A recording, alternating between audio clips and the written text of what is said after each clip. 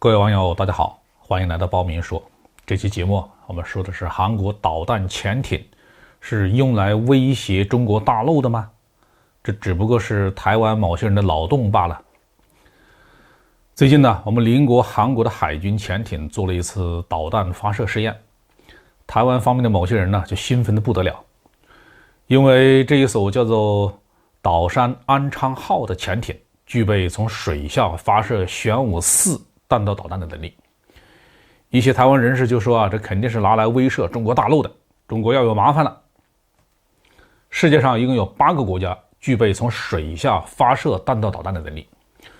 除了联合国的5常之外，还有3个国家分别是朝鲜、印度，现在又多了一个韩国。不过呢，韩国所采用的是3000吨级的常规潜艇，发射的射程只有500公里的导弹。对于2个朝韩来说这样的武器可能具有一定的战略威慑意义，但是在大国看来，这样的武器系统还谈不上有什么战略意义。我们都知道，中美俄法英采用吨位比较大的核潜艇来携带或发射弹道导弹，所采用的也都是核弹头，只有这样的组合才有可能达成战略威慑的效果。例如，美军正在服役的俄亥俄级的导弹核潜艇装备有24枚3叉戟2型潜射核导弹，哪怕是对于俄罗斯这样疆域辽阔的国家，一艘俄亥俄级的齐射也足以让俄罗斯陷入瘫痪。当然了，俄罗斯要是用一艘北风之神级的核潜艇向美国发射核导弹，也能够让美国彻底玩完。这种残酷的游戏对于疆域有限的朝韩来说，那是绝对玩不起的。另外，核动力潜艇也是一种不折不扣的吞金兽。联合国5常在研制各自的核潜艇的时候，都拿出了巨额的财政资金，经过了漫长的研究开发，才造出了装备，形成了战斗力。为了保护弹道导弹核潜艇，5常国家还配套研制了攻击型的核潜艇。这么算来要想导弹核潜艇为基础的核威慑力量，至少要研制2种核潜艇才够。同时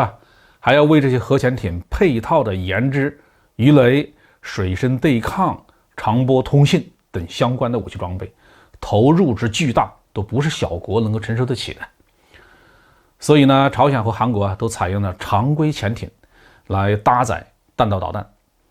朝鲜呢对常规潜艇进行改装，在尾壳外面增加一部分机构，容纳 KN-11 导弹。韩国的常规弹道导弹潜艇体积稍微大一点，但是韩国方面没有核武器，这就让它的导弹潜艇的威力大打折扣。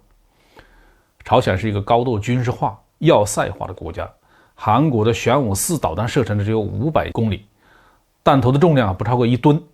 能够对朝鲜产生多大的伤害，这需要打个问号。其实呢，韩国高调宣布自己掌握了潜射弹道导弹的关键技术，就是用一种另类的方法来向自己的国民表示已经和朝鲜形成战略平衡了，国内舆论上能够交代一下罢了。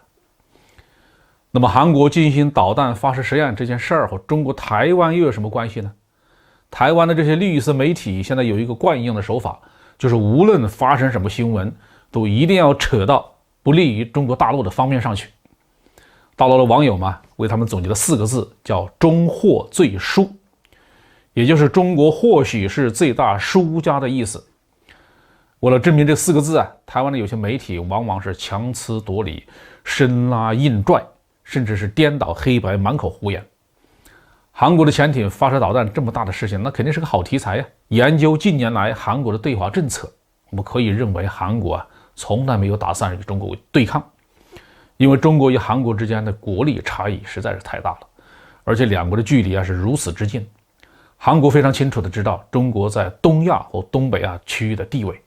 无论是在建交之前还是建交之后，韩国在公开场合都没有什么恶劣的反华活动。